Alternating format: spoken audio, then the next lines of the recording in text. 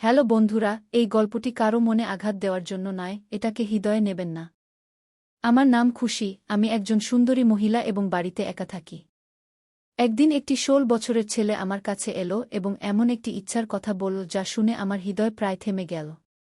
আমি কখনো ভাবিনি যে এত ছোট একটি ছেলে এত নির্লজ্জভাবে এমন কিছু বলতে পারে। কিন্তু আমি কি করতে পারতাম? আমি সুন্দরী ছিলাম এবং আমার টাকার খুব প্রয়োজন ছিল। মনে মনে ভাবলাম, এই ছেলেটা আমাকে কি ক্ষতি করতে পারে? সর্বোচ্চ ৫ বা ৭ মিনিট টিকবে। এই ভেবে আমি তার কথা মেনে নিলাম যে সে তার ইচ্ছা পূরণ করবে। কিন্তু যাকে আমি ছোট ছেলে ভেবে অনুমতি দিয়েছিলাম, সে তো পুরো রাত আমার চিৎকার বের করে দিল। আমার বয়স ছিল ৩২ বছর, কিন্তু দেখতে আমি আমার বয়সের চেয়ে অনেক ছোট লাগতাম। টাকার জন্য আমার খুব লোভ ছিল, কিন্তু কিভাবে টাকা জোগাড় করব তা ভেবে আমার কিছুই বুঝে আসছিল না, কারণ আমার স্বামী সবসময় অসুস্থ থাকতেন। একদিন আমি বাড়িতে একা ছিলাম, কোনো কাজকর্ম ছাড়াই। তখন সেই ১৬ বছরের ছেলেটা আমাদের বাড়িতে এলো। যে দৃষ্টিতে সে আমাকে দেখছিল তা থেকে আমি বুঝে গেলাম সে কি চায়। সালাম দেওয়ার পর সে বলল, ম্যাডাম, আমি একা এবং একটি কথা আপনার সাথে ঠিক করতে চাই। আমাকে একবার সুযোগ দিন, আমি আপনাকে হতাশ করব না, বরং আপনার প্রয়োজন মেটানোর জন্য পুরোপুরি পরিশ্রম করব। আমি তাকে মাথা থেকে পা পর্যন্ত দেখলাম, গরম প্যাটার্নে সে ভালো ছিল, কিন্তু বয়সে ছোট। আমি তাকে ক্ষমা চাইলাম এবং বললাম, আমি তোমার সাথে এমন কিছু ঠিক করতে পারব না, তুমি এখনও ছোট এবং আমার মনে হয় না তোমার বয়স এমন কথা বলার হয়েছে। সে হেসে বলল, আপা, আমার ৫ বছরের অভিজ্ঞতা আছে, আমি ১২ বছর বয়স থেকে এই কাজ করছি। আমার কেউ নেই, আমি একাই এই কাজে দক্ষ। আমাকে বিশ্বাস করুন, আপনি আফসোস করবেন না, বরং এই সিদ্ধান্তে আপনি খুশি হবেন। এখন আমি সত্যিই অবাক হলাম, এই ছেলেটা একা কিভাবে এসব বলছে। আমি তাকে জিজ্ঞাসা করলাম, তোমার মা-বাবা কোথায়? সে বলল, আমি একা, আমার মা-বাবা বেঁচে নেই। আগে এখানে সেখানে ঘুরে ঠোকর খেয়েছি, তারপর এই কাজ শুরু করেছি এবং কাজ করতে করতে এখন আমি এটাকে বাড়াতে চাই, তাই আপনার কাছে এসেছি। যদি আপনি আমার সাথে থাকেন, তবে আমি আপনার অনেক কাজে লাগব। তার শেষ কথা শুনে আমি চমকে গেলাম, সত্যিই আমার এমন একটি ছেলের প্রয়োজন ছিল যে বাড়ির উপরের কাজ করে দেবে। সে নিজে থেকে আমাকে এই প্রস্তাব দিচ্ছিল এবং আমি ভাবলাম, যদি আমি তার সাথে কথা ঠিক করে নিই, তবে প্রতি মাসে কিছু টাকা পাব, যা আমার জীবন সহজ করে দেবে। কিন্তু এও ভাবলাম, যদি সে ঠিকমতো টাকা দিতে না পারে, তবে আমার সমস্যা হবে। যাই হোক, সে তো ১৬ বছরের ছেলে ছিল, আমি সহজেই তাকে আমার কথা মানতে রাজি করাব। তাই নিজের লাভের কথা ভেবে আমি কথা পাকাপাকি করে দিলাম, কারণ আমিও তো একা ছিলাম। আমি বাড়ির সাথে দোকানও তাকে ভাড়া দিয়ে দিলাম। তার নাম ছিল প্রেম এবং সে বলল, খুশি, আমি দোকানেই থাকতে চাই, কারণ আমার কেউ নেই। এখন পর্যন্ত আমি এই কাজ রাস্তায় করেছি, এখন দোকানে করব। আমার তাতে কোনো আপত্তি ছিল না, দোকান তো আমারই ছিল। আমি বললাম, তোমার যা ভালো লাগে করো, শুধু আমাকে বুদ্ধিমত্তার সাথে টাকা দিও। তারপর সে দোকানে মহিলাদের কিছু জিনিস রাখল এবং এটি দেখে আমি অবাক হয়ে গেলাম যে ৪-৫ দিনের মধ্যেই তার কাজ জমে গেল। সে সারাদিন দোকান খুলে কাজ করত এবং তার দোকানে মহিলাদের ভিড় লেগে থাকত। যে দোকান অনেক দিন ধরে খালি পড়েছিল, যখন কখনো ভাড়া দেওয়া হতো, তখন কোনো গ্রাহক আসত না। আমি কতবার দোকান ভাড়া দেওয়ার চেষ্টা করেছি, কিন্তু সবাই কথা বলে চলে গেছে যে এই জায়গা কাজের জন্য ঠিক নয়। আমি তো আশা ছেড়ে দিয়েছিলাম যে এই দোকান কখনো ভাড়া যাবে, কিন্তু সেই ছেলেটা না শুধু ঠিকঠাক দামে ভাড়া নিল, বরং তার কাজও চালিয়ে নিল। কিন্তু একটি অদ্ভুত ব্যাপার ছিল যে সে দোকানে মহিলাদের জিনিস রেখেছিল এবং মহিলারা সেই ছেলেটার কাছ থেকে জিনিস কিনতে আসত। কিছুদিন পর প্রেমের সাথে আমার ভালো কথা বলা শুরু হল। সে আমার ছোটখাটো কাজ করে দিত। যখন আমি কিছু ভালো রান্না করতাম, তখন তাকে দোকানে পৌঁছে দিতাম। দোকান এবং বাড়ির মধ্যে একটি ছোট দরজাও ছিল, প্রয়োজন হলে সেই দরজা খুলে প্রেমের সাথে কথা বলতাম। ধীরে ধীরে আমাদের মধ্যে একটি ঘনিষ্ঠতা বাড়তে লাগল, কারণ আমিও কোনোভাবে একা ছিলাম। তাই প্রেমের সঙ্গতি পেয়ে আমি একটি সহায়তা পেয়েছিলাম। আসলে আমার কোনো সন্তান ছিল না এবং আমার স্বামী রাহুলের পক্ষাঘাত হয়েছিল।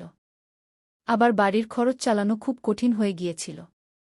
কখনো কেউ সাহায্যের জন্য টাকা দিয়ে যেত, কখনো এমন পরিস্থিতিতে দোকান থেকে পাওয়া টাকা আমার জন্য একটি আশীর্বাদ হয়ে দাঁড়াল। আমি নিজেই প্রেমের সাথে আত্মীয়তা বাড়িয়ে নিয়েছিলাম যাতে সে দোকান ছেড়ে না দেয় এবং আমার নিয়মিত আশাও বজায় থাকে।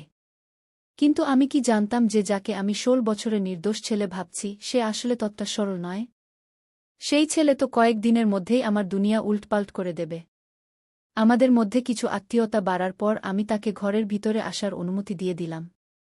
এখন প্রয়োজন হলে সে আমার ঘরেই চলে আসত, আর বাকি সময় সে দোকানেই থাকত। রাহুলের এতে কোনো আপত্তি ছিল না, কারণ তার কাছে সে তো 16 বছরেরই ছিল। বরং প্রেমের আসার পর আমাদের জীবনে এক রং ফিরে এসেছিল। আমি আগের মতো উদাস ও নিরাশ থাকতাম না। কিছু বলার থাকলে আমি প্রেমকে বলে দিতাম। মৌসুম বদলের কারণে রাহুলের স্বাস্থ্য বেশ খারাপ হতে শুরু করেছিল। আমার কাছে তাকে হাসপাতালে নিয়ে যাওয়ার মতো টাকাও ছিল না। একদিন হঠাৎ আমার চোখে পানি চলে এল। প্রেম আমাকে দেখে জিজ্ঞেস করল, খুশি, কি হয়েছে? আপনি কাঁদছেন কেন? আমি তাকে বললাম যে রাহুলকে হাসপাতালে নিয়ে যেতে হবে, কিন্তু আমার কাছে টাকা নেই। আমি এই জীবন থেকে ক্লান্ত হয়ে পড়েছি। একাই সব সমস্যার মুখোমুখি হতে হয়। রাহুল আমার সাহায্য ছাড়া বিছানা থেকে উঠতেও পারে না। যদি আমার একটি সন্তান থাকত, তাহলে হয়তো আমার জীবন একটু সহজ হতো। দুর্বল মুহূর্তে আমি প্রেমের সামনে আমার মনের কথা বলে ফেললাম। আমার কথা শুনে প্রেম হেসে বলল, তাহলে খুশি, একটি সন্তান নিয়ে নিন। এতে সমস্যা কি? তার কথায় আমি লজ্জায় পড়ে গেলাম। তাকে কিভাবে বলব যে রাহুল বিছানায় পড়ে আছে এবং সে সন্তান দেয়ার অবস্থায় নেই? বিয়ের প্রথম দিকে রাহুল চায়নি যে আমরা সন্তানের ঝামেলায় পড়ি, আর যখন আমাদের সন্তানের প্রয়োজন অনুভব করলাম, তখন রাহুল সেই ক্ষমতাই রাখত না। হঠাৎ পক্ষাঘাতের পর সে আর কিছু করার অবস্থায় ছিল না। প্রেমের বিয়ে ধীরে ধীরে মজবুরির বিয়েতে পরিণত হয়েছিল, আর এখন আমি মজবুর হয়েই রাহুলের সাথে আছি, কারণ আমার কাছে অন্য কোনো বিকল্প ছিল না। প্রেম সম্ভবত আমার মুখের ভাব পড়ে ফেলেছিল। সে বলল, আপনাকে চিন্তা করার দরকার নেই। আমি তো আপনার সাথে আছি। দেখুন, শীঘ্রই আপনার সব সমস্যা দূর হয়ে যাবে। তার কথায় আমি হেসে ফেললাম। সে একাই এত সাহসী ছিল যে সব চ্যালেঞ্জের মুখোমুখি হয়ে যেত, আর আমি এত বয়স হওয়া সত্ত্বেও সাহস জোগাড় করতে পারিনি। প্রেম 8 বছর বয়সে তার বাবা-মাকে হারিয়েছিল, তবুও সে জীবনের মেলায় হারায়নি, শুধু নিজের জীবনের পথেই চলেছিল। রাহুলেরও অনেক সেবা করতে শুরু করল। যখন আমি কোনো কাজে বাইরে যেতাম, প্রেম আমার স্বামীর যত্ন নিত। সে তার পাশে বসে থাকত। তাদের মধ্যে কি কথা হতো আমি জানতাম না, কিন্তু যখন আমাকে দেখত, প্রেম চুপ হয়ে যেত। প্রেম আমাকে প্রতিশ্রুতি দিয়েছিল যে সে আমার সব ইচ্ছা পূরণ করবে, আর তার এই কথায় আমি হেসে ফেললাম। আমি একটি সন্তান চেয়েছিলাম, আমার জীবনের সন্তানের অভাব পূরণ করতে চেয়েছিলাম, কিন্তু প্রেম তা কিভাবে পূরণ করবে? তার খুশির জন্য আমি মুখে হাসি রাখতাম। এর কয়েকদিন পর আমি নিজের ভিতরে একটি পরিবর্তন অনুভব করতে শুরু করলাম। যখন আমার স্বাস্থ্য বেশি খারাপ হয়ে গেল, তখন প্রেম আমাকে টাকা দিয়ে বলল, আপনি ডাক্তারের কাছে যান। তার কথায় আমি ডাক্তারের কাছে গেলাম, আর সেখানে গিয়ে আমার উপর বিস্ময়ের পাহাড় ভেঙে পড়ল। আমি জানতে পারলাম যে আমি গর্ভবতী। এটা কিভাবে সম্ভব? রাহুলের তো সেই ক্ষমতা ছিল না যে সে বাবা হতে পারে, তাহলে আমি কিভাবে গর্ভবতী হলাম? হাত কাঁপতে কাঁপতে রিপোর্ট নিয়ে বাড়ি ফিরলাম। বাড়ি গিয়ে রাহুলকে বললাম, আর সে হেসে বলল, সম্ভবত আমি এখন সেই ক্ষমতা ফিরে পেয়েছি যে আমি একটি সন্তানের বাবা হতে পারি। ঈশ্বর যদি আমাদের এই সুখবর দিয়ে থাকেন, তাহলে এটা হেসে গ্রহণ করুন। রাহুলের কথায় আমি হতবাক হয়ে গেলাম। আমি কি সত্যিই রাহুলের সন্তানের মা হতে যাচ্ছি? এটা এমন একটা বিষয় ছিল যাতে আমার বিশ্বাসই হচ্ছিল না। রাহুলের অবস্থায় তো আমি কোনো পরিবর্তন দেখছিলাম না, তাহলে এটা কিভাবে সম্ভব? যাই হোক, আমি এটা মেনে নিলাম যে আমি রাহুলের সন্তানের মা হতে যাচ্ছি। এখন থেকে আমি নিজের যত্ন নেওয়া শুরু করলাম। এটা জানতে পেরে প্রেমও খুব খুশি হল যেন তার বাড়িতে সন্তান আসছে। সে দোকান থেকে ফ্রি হয়ে আমার বাড়িতে আসতে শুরু করল। সে রাহুলকে গোসল করানোর দায়িত্বও নিজের কাঁধে নিয়ে নিল। রাহুলের সেবায় সে বেশি সময় দিতে লাগল। আগেও সে রাহুলের পাশে এসে অনেকক্ষণ বসে থাকত, তখন আমার মনে হতো প্রেমের আশায় আমার জীবন বদলে গেছে। এখন সে আমার জন্য কখনো ফল আনে, কখনো জুস। তার দোকান ঠিকঠাক চলছিল। এইভাবে দিন কেটে গেল। তারপর পুরো 9 মাস পর আমি একটি সুন্দর শিশুর জন্ম দিলাম, যে আমার মতো নয়, রাহুলের মতো নয়। আশ্চর্যের বিষয় হল, সে দেখতে ঠিক ভালোবাসার মতোই। আমি কখনো আমার সন্তানের মুখের দিকে তাকাই, কখনো ভালোবাসার দিকে। তারপর ভালোবাসা নিজেই হেসে এমন কিছু বলল যে আমি হতবাক হয়ে গেলাম। সে বলল, আপনি তো দিনরাত আমাকে দেখেন, তাই আপনার সন্তানও আমার মতো দেখতে পায়। সে বলল, গর্ভাবস্থায় মা যাকে বেশি দেখে, সন্তান তার মতোই হয়। তার কথায় আমি শুধু হতবাকই হইনি, লজ্জাও পেয়েছিলাম। এত অল্প বয়সে তার এসব বিষয়েও জানা আছে। আমার কোলে সন্তান চলে এলো, আমার আনন্দের সীমা ছিল না। সন্তান নিয়ে বাড়ি ফিরলাম, যেন আমার জীবনে আবার বসন্ত ফিরে এলো। কিন্তু এখন খরচ আগের চেয়েও বেড়ে গেছে। বুঝতে পারছিলাম না এই খরচ কিভাবে চালাব। তখন ভালোবাসা আমাকে সন্তানের খরচের জন্য টাকা দিতে শুরু করল। আমার এবং আমার সন্তানের পুরো দায়িত্ব সে নিয়ে নিল। শুধু আমার এবং আমার সন্তানের নয়, রাহুলের জন্যও সে কখনো আউটসাইডার হয়ে থাকেনি। আমি তাকে ছোট ভাইয়ের মতো ভালোবাসতে শুরু করেছিলাম, কারণ তার জন্যই আমাদের দিন ভালো হয়ে গিয়েছিল। তারপর আমার সন্তান 6 মাসের হল এবং আমি জানতে পারলাম যে আমি আবার গর্ভবতী। আমি আবার হতবাক হয়ে গেলাম। এত তাড়াতাড়ি আমি কিভাবে দ্বিতীয়বার গর্ভবতী হলাম? আমার বিয়ে প্রায় 10 বছর হয়ে গেছে, কিন্তু এতদিনে আমি একবারও গর্ভবতী হইনি। আমি ভয় পাচ্ছিলাম যে এত তাড়াতাড়ি দ্বিতীয় সন্তানের দায়িত্ব আমি কিভাবে নেব। আমার প্রথম সন্তান তো এখনও ছোট, তার উপর রাহুলের দায়িত্ব আলাদা। এই চিন্তায় আমি ডুবে গেলাম। তখন রাহুল আমাকে বোঝাল, যখন ঈশ্বরের কাছ থেকে আবার আশীর্বাদ আসছে, তখন তা ফিরিয়ে দিও না। যেমন প্রথম সন্তান আমাদের কাছে এসেছে, তেমনি দ্বিতীয়টিও আসবে। আমি মাথা নিচু করে রাহুলকে বললাম, আমাদের দায়িত্ব তো ভালোবাসার কাঁধে। এখন যদি এই সন্তান আসে, তাহলে তার খরচও ভালোবাসার কাঁধে পড়বে। তারপর আমার দ্বিতীয় সন্তানও এই পৃথিবীতে এলো। 2 সন্তানের মধ্যে আমি এত ব্যস্ত হয়ে গেলাম যে রাহুলের দিকে খেয়াল রাখার সময় পাচ্ছিলাম না। রাহুলকে তো ভালোবাসা পুরোপুরি সামলে নিয়েছিল। সময় দ্রুত বয়ে যাচ্ছিল। এখন আমার এবং ভালোবাসার বন্ধুত্ব এত গভীর হয়ে গিয়েছিল যে আমরা একে অপরের সাথে মনের সব কথা শেয়ার করতে পারতাম। আমি সারাদিন সন্তানদের পিছনে ছুটে বেড়াতাম, আর রাতে ক্লান্ত হয়ে গভীর ঘুমে চলে যেতাম। ভালোবাসা রাতে আমার সন্তানদের দেখাশোনা করতে আসত এবং তাদের নিজের সাথে শুইয়ে দিত। এটা আমার জন্য খুবই আশ্চর্যের বিষয় ছিল যে একটি 16 বছরের ছেলে কিভাবে এত সহজে পুরো রাত 2 সন্তানকে সামলে নেয়া। ভালোবাসা কখনো আমার কাছে অভিযোগ করেনি যে সন্তানরা তাকে বিরক্ত করে বা তার ঘুম নষ্ট করে। বরং সে খুশি মনে আমার সন্তানদের নিজের সাথে নিয়ে যেত, আর আমি কিছুটা স্বস্তির নিঃশ্বাস ফেলতে পারতাম। সে সব দায়িত্ব নিজের কাঁধে নিয়ে নিয়েছিল, তা আমার কাপড় হোক বা সন্তানদের। এত অল্প বয়সে সে আমাদের পুরো পরিবারের খরচ বহন করছিল।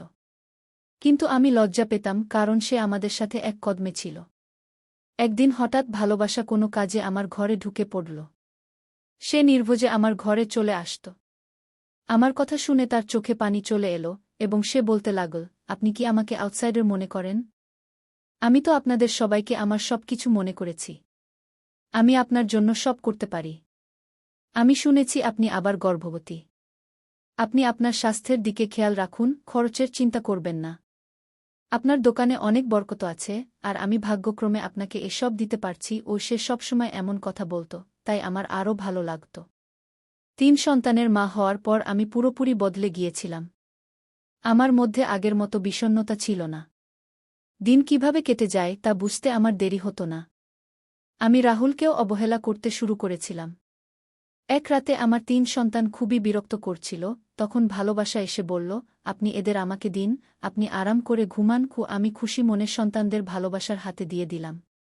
সে সবসময়ের মতো আমার জন্য দুধ নিয়ে এলো এবং আমার দিকে দুধের গ্লাস বাড়িয়ে বলল, আপনার খেয়াল রাখুন। আমি গ্লাস হাতে নিয়ে ভালোবাসাকে ধন্যবাদ জানালাম। সে সন্তানদের নিয়ে চলে গেল। কিন্তু হঠাৎ আমার হাত থেকে দুধের গ্লাস পড়ে গেল। আমার কাজ আবার বেড়ে গেল। বাড়ি পরিষ্কার করতে লাগলাম, তারপর বিছানায় শুয়ে পড়লাম। কিছুক্ষণ পর আমার মনে হলো যেন ঘরে কেউ আছে। আমার শ্বাস আটকে আসতে লাগল, মনে হচ্ছিল যেন কোনো চোর ঢুকে পড়েছে। তারপর আমি আমার বিছানার পাশে কারো উপস্থিতি অনুভব করলাম। কেউ আমার শরীরের সাথে খেলতে চাইছিল। আমি উঠে বসলাম এবং চিৎকার করে উঠলাম। আমার চিৎকারে রাহুলের ঘুম ভেঙে গেল। আমি তাড়াতাড়ি ঘরের বাল্ব জ্বালালাম। যা দেখলাম তাতে আমার ঘর একেবারে অগোছালো হয়ে গিয়েছিল। আমাদের পাড়ার একটি লোক আমার উপর ঝুঁকেছিল। তাকে দেখে আমি স্তব্ধ হয়ে গেলাম। প্রথমে সে লজ্জা পেল, তারপর বলতে লাগল, খুশিজি, আমি কিছু আপনার স্বামী নিজেই আমাকে অনুমতি দিয়েছিলেন যে আমি প্রতিরাতে আপনার সাথে ঘুমাব। আমি ঘুমাতাম এবং সে টাকা নিত, তারপর সে টাকা আপনাদের উপর খরচ করত। আসলে ঘরের অবস্থার কারণে রাহুল খুব চিন্তিত ছিলেন। তিনি কোনোভাবে এই সমস্যা থেকে মুক্তি পেতে চাইছিলেন। তখন তিনি নিজেই আমাকে এই অনুমতি দিয়েছিলেন। রাতে আপনার বাড়িতে আমি থাকতাম। আমার চিৎকার শুনে প্রেম দৌড়ে এলো। তাকে দেখে সেই লোক বলল, প্রেম, তুমি তো বলেছিলে যে সে রাগ করবে না, আমি সহজেই আমার ইচ্ছা পূরণ করতে পারব। কিন্তু সে তো জেগে আছে। সেই লোকের কথা শুনে আমার পায়ের নিচের মাটি সরে গেল। প্রেম আতঙ্কিত হয়ে আমার দিকে তাকাল। আমি বুঝতে পারছিলাম না যে কি হচ্ছে। প্রথমে আমি সেই লোককে গালি দিতে শুরু করলাম। আমি ঘৃণার সাথে প্রেমের দিকে তাকিয়ে জানতে চাইলাম, এটা কি? তখন প্রেম বলল, আপনার স্বামীর কাছে এত টাকা ছিল না যে তিনি এই পরিবারের খরচ চালাতে পারেন, তাই তিনি আমাকে বাধ্য করেছিলেন যে আমি আপনাকে কারো সাথে ঘুমাতে বিক্রি করি। যখন কোনো গ্রাহক আসত, আমি আপনার বাচ্চাদের নিয়ে যেতাম এবং আপনাকে দুধে ঘুমের ওষুধ মিশিয়ে দিতাম। আপনি ঘুমিয়ে পড়তেন, গ্রাহক আপনাকে ব্যবহার করে চলে যেত। এই 3টি বাচ্চাও কোনো না কোনো গ্রাহকের, কারণ রাহুল পিতা হওয়ার ক্ষমতা রাখেন না। আমি আপনার সাথে কোনো ভুল বুঝাবুঝি করিনি, আপনার স্বামী যা বলেছিলেন আমি তাই করেছি। তার ইচ্ছায় আমি আপনাকে বিক্রি করেছি। এটি শুনে আমার শরীর কাঁপতে শুরু করল। আমি আশ্চর্য হয়ে রাহুলের দিকে তাকালাম। সে তার চোখ নামিয়ে নিল, তারপর নিজেই বলতে লাগল, আমার অসুস্থতার কারণে ঘরের অবস্থা খারাপ হয়ে গিয়েছিল। আমি আপনাকে সন্তানও দিতে পারিনি। খাবারের জন্য হাহাকার পড়ে গিয়েছিল। এসব দেখে আমার হৃদয় জ্বলত, কিন্তু আমি কিছু করতে পারতাম না। তাই যখন আমি বুঝলাম যে প্রেম কি কাজ করে, আমি নিজেই তাকে বলেছিলাম যে প্রতিরাতে আপনাকে কারো না কারো কাছে বিক্রি করবে। আমি নিজে ঘুমের ওষুধ খেয়ে ঘুমাতাম, তাই আমার কিছু জানা হতো না। প্রেম কোনো গ্রাহক আনত, তারপর সকাল হওয়ার আগে গ্রাহক চলে যেত। বাচ্চা হলে আপনি খুশিতে ভরে যেতেন এবং আমাদের ঘরের অবস্থা বদলে যেত। আমি এটাই চেয়েছিলাম। রাহুলের কথা শুনে আমি মাথা চেপে ধরলাম। বিশ্বাস হচ্ছিল না যে আমার স্বামী আমার উপর এত বড় অত্যাচার করেছে। ঘরের অবস্থা ঠিক করতে এবং আমার গর্ভে বাচ্চা ভরার জন্য প্রেমের সাথে মিলে সে আমার শরীরের ব্যবসা করেছে। আমি ফুপিয়ে কাঁদতে লাগলাম।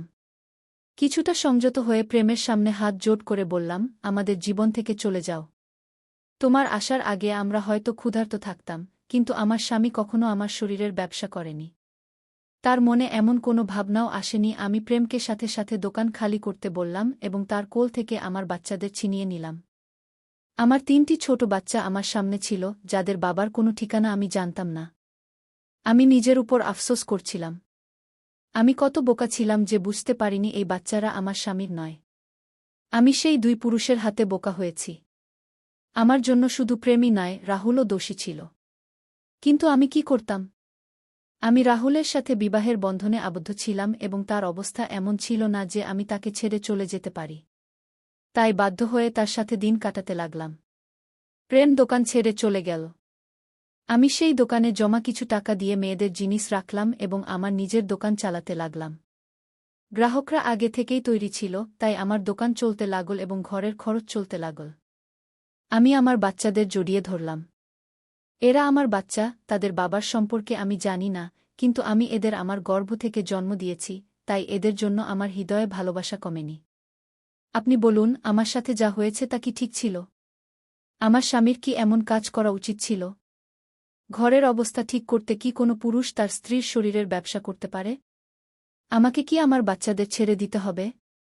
আজকাল কি কোনো ছোট বাচ্চা বা যুবকের উপর বিশ্বাস করা যায়? আপনার মতামত কমেন্টে জানান।